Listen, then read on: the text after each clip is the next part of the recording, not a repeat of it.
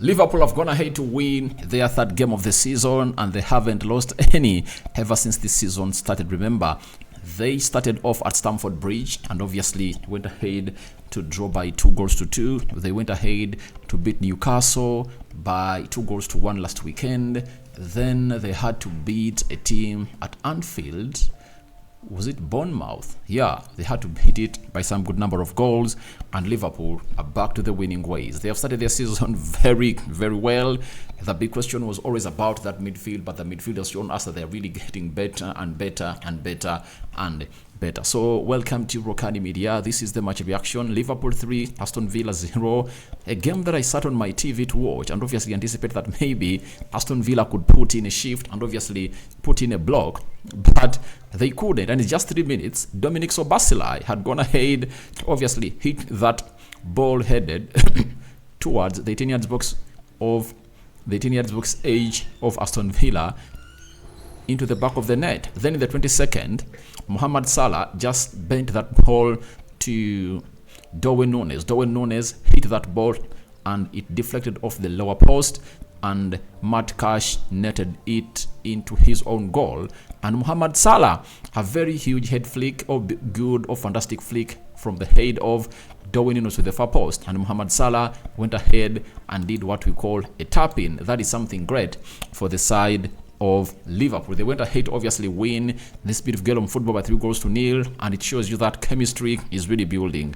With Endo out of the mix, you obviously understand that things wouldn't go any other further than that, because McAllister was played as the central defensive midfield, and he really played very, very well, and he had a very brilliant display onto the night. In 55 minutes, the game had already been killed off, and although people say that 2-0 is always the best or worst result to go with at half-time, I want to let you know that Liverpool have gone ahead to really defy that logic and obviously went ahead and really came back and obviously kept a clean sheet. And ever since the season started, had they kept a clean sheet? They have not yet, but obviously they have the goals into their hand. Mohamed Salah scoring his goal and obviously when going into celebration. Then let's see how the stats were of this beautiful game of football. Liverpool had 17 shots and Aston Villa had 9. Liverpool had 4 shots on target, and out of the 4, 3 crossed the line, and I think Jurgen Klopp is going to be fuming because of the 17 and only 4 on target. He would have at least got like 8 or 9 on target to obviously improve onto their clinicalness. But they show you that they're really a clinical team that is going to have to put in a shift that everyone knows about very, very well. 64% ball possession by Liverpool. Aston Villa had 36. 689 passes completed by Liverpool. Aston Villa completed 378 passes. Then 91% passing accuracy by Liverpool, and Aston Villa had 81%. 12 fouls by Liverpool and 7 fouls by Aston Villa. 0 yellow cards to Liverpool and 1 to Aston Villa. 0 red cards to both sides. 6 offsides to Liverpool and 1 to Aston Villa. 7 corners for Liverpool and 3 for Aston Villa. And 2 out of the goals of Liverpool have come out from the set piece, not from the open play. So that is it coming in from Liverpool, and that's the hard work they put in through on the table, and they found themselves winning the game of football tonight. And they really had what we call a fantastic moment to obviously discuss about, and they went ahead to obviously lift the win. And when you look at the table, Liverpool is really hugely placed third. 4 games played, they're having 10 points, tied with West Ham and Tottenham Hotspur. All have 10 points in 4 games. Man City topping the table, 4 games played with 12 goals in there for you, showing you that they've really gone ahead to put in what we call the required shift, and they've had the best of the best this season. So that is the table, and that's how the table is really looking. But I'm going ahead to sound some huge performances from Liverpool. I like Szoboszlai, guys. Szoboszlai is a talent to reckon with. I, being a Man United fan and being a rival with Liverpool, I really believe that this old drive has gone ahead to grow, and there are things that go ahead and obviously exceed you, because there are talents you see at Liverpool and you would exactly want them to be at Man United. Like Szoboszlai, very, very talented player. Liverpool coughed 70 million euros to see to it that he signs for their side from RB Leipzig, and they obviously made him theirs. But Szoboszlai's performances are really great. I remember even the game they played at home, were they playing against Fulham, or what team they won? Mohamed Salah scoring a penalty.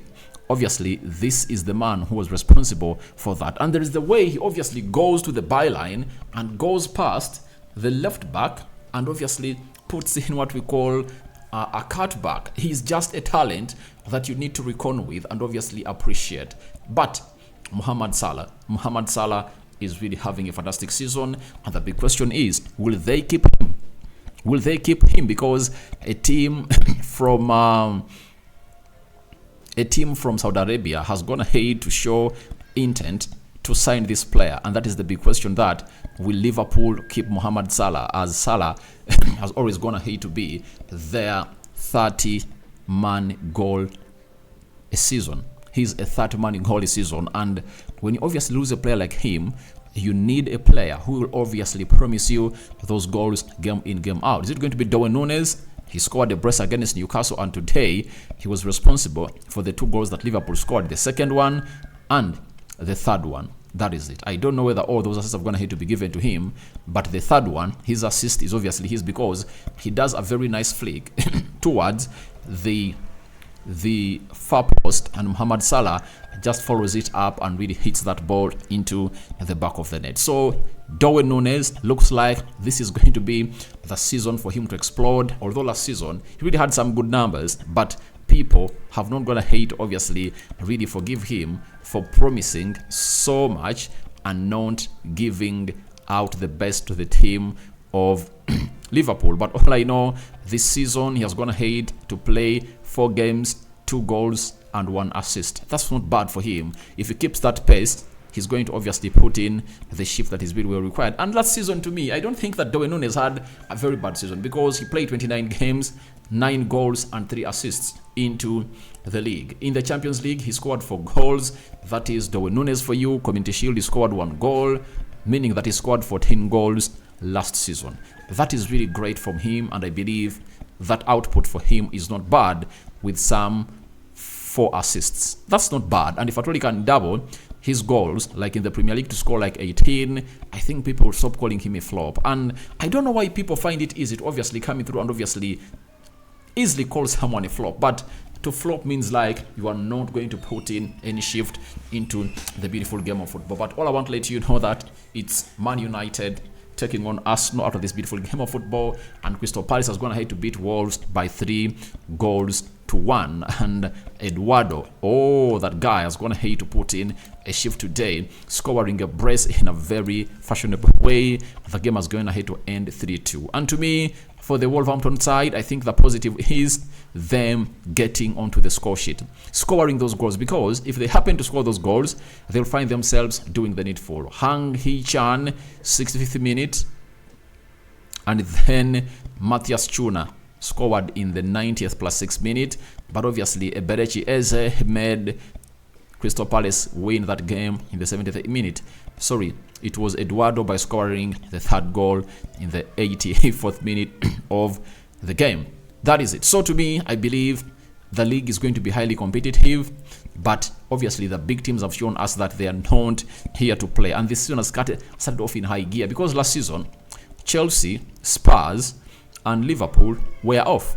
But as it stands, Liverpool and Spurs look like they are back into the battle, and we are going to be having a battle of the top 5, because next season 5 teams are going to qualify for the Champions League from the Premier League, meaning that is going to be the yardstick on who is going and who is really leaving. But Liverpool looks like they're improving, and I think my man of the match today is Dominic Szoboszlai. I don't know who yours is, but Dominic Szoboszlai is going to have to put in a very good shift.